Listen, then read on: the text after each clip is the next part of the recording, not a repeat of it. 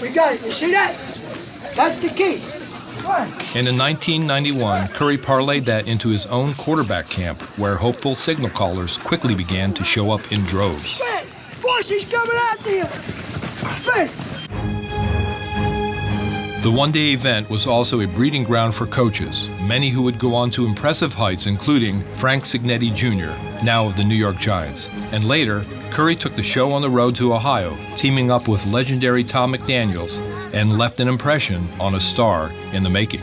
I wasn't sure what we were going to get. My dad told me, he's like, don't worry, George is going to take care of that. You know, and you could tell right away that that's what was going to happen. It was the Curry McDaniels t-shirt, but George was on top of everything, from where to set up the lady taking the money to, you know, how are we going to get to the lunches and to, you know, which drills are going to run. And you could just tell right away that, you know, this is really, really important to him. Years ago, John Madden was calling Monday Night Football.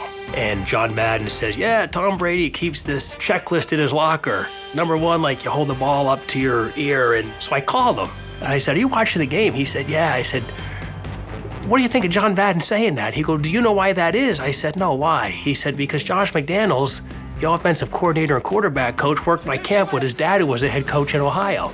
I've given a lot of lists over time, and I've not been the author of many of them. Quarterback fundamentals, they don't change from, you know, when you're throwing the ball when you're 15 or 16 to when you're throwing the ball to, you know, in your 30s.